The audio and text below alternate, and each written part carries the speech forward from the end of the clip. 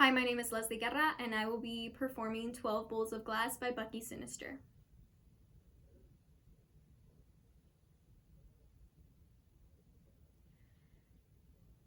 When the light bulb I was changing slips through my fingers and explodes in the sink, like a dream that I once had for myself that was shattered the same way by reality. I turn the faucet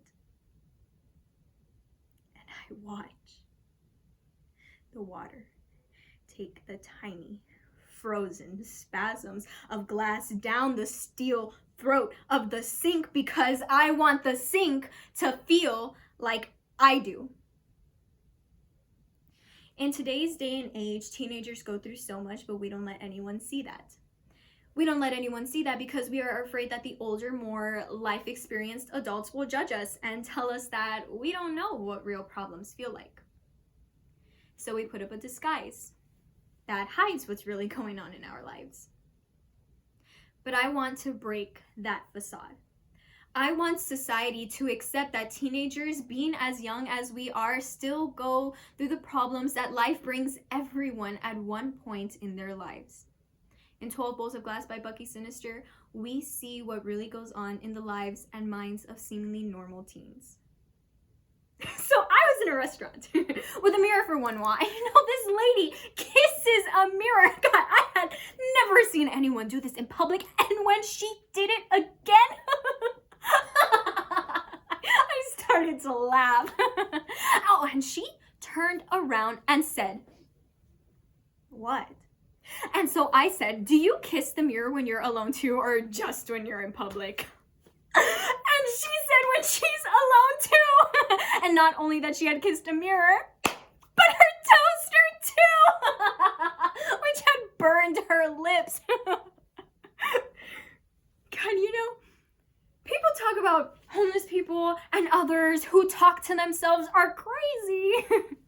But the real lunatics are the ones with mirrors and toasters and bread to put in their toasters and mirrors to hang on their walls and lipstick for which to leave prints on reflective surfaces. God, but if you crazies had to kiss something, we'll kiss one of us. We will feel it. It will make a difference.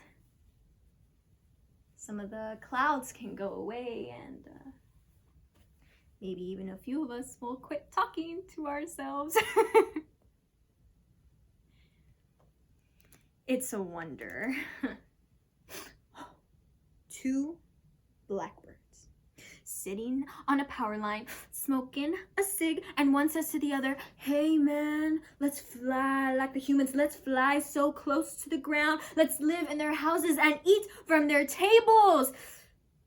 And with that, he flicked the cigarette butt into the rear seat of a convertible and watched as the upholstery caught on fire. And the other says to the other one, "Nah, man, you got it all wrong. We should see how high we can fly, what altitudes we could reach. We should fly through the hole in the ozone layer." And with that, they started to argue. They fought and filled themselves with hate until they became human, that they electrocuted themselves.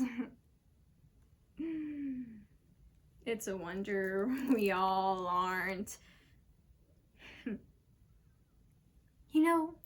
The reason we never worked out was due to the nature of our relationship. I could equate it to a deer looking into the headlights of an oncoming Buick, blind to the impending disaster. We gazed at one another in fascination that if we had stayed together, we would have been another roadkill. God, but what I never figured out is who was the deer and who was the Buick. Oh, it's a reason we all aren't screaming.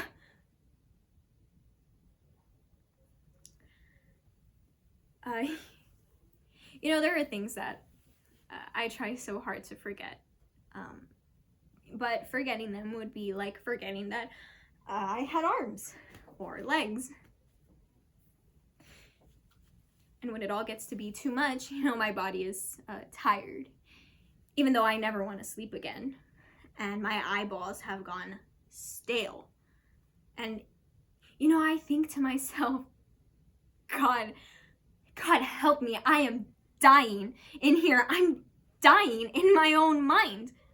And I look around at all the young professionals who are waiting to go home, crowding the subways, and I think, don't they know? Can't they smell me dying in here? Maybe they don't even recognize my smell of death over their own smell of sweat. But I'm not even familiar with the smell of death, I think it would smell something like maggots.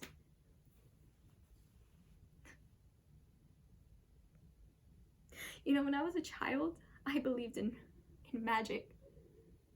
I believed magic was like a litter of puppies or a plate of warm cookies. And the first time that I saw a magician, my parents told me that there was no such thing as magic and that it was all a trick. And now I know everything is a trick, but I don't know how to turn any of them. A magician never reveals his secrets. Or so people tell me, and so far they're right. No one has told me anything, but I have not figured anything out for myself. It's a wonder we all aren't screaming like... You get so alone sometimes that the sounds of the faucet dripping or the snags in your carpet and the cracks in your windows are talking to you. And you open the refrigerator just to see the light turn on and all the food is quiet. Like they quit talking when you opened the door and wait until you shut it to start talking again. You get so alone sometimes that you feel like throwing all the mirrors out of your 4-story window apartment. But it's the only person who ever seems to visit. You get so alone sometimes that you sit in the corner in the same clothes that you've been wearing for 3 days straight, making shadow pictures on the walls and singing songs that you barely know off key, making up most of the words. You get so alone sometimes that you don't even mind the way that you smell, which isn't even bad compared to the rest of the apartment. You get so alone sometimes that when you see 2 people talking together, you wonder what that feels like. You get so alone sometimes that when you come into this coffee house, you are by yourself and I am by myself, and you want to sit with me and I want you to sit with me, but we sit apart and we keep our mouths shut and we pretend like we want this time to ourselves as we read a book or write a paper or write in our journals, because you get so alone sometimes that you don't even think of things being any other way.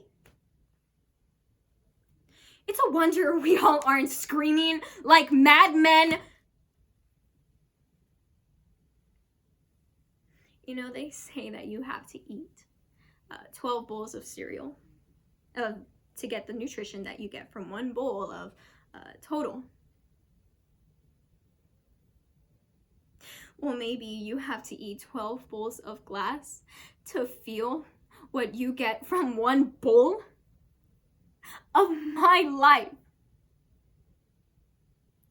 It's a wonder we all aren't screaming like madmen in our sleep.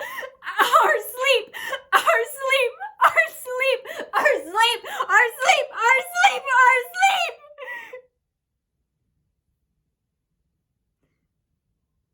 Thank you.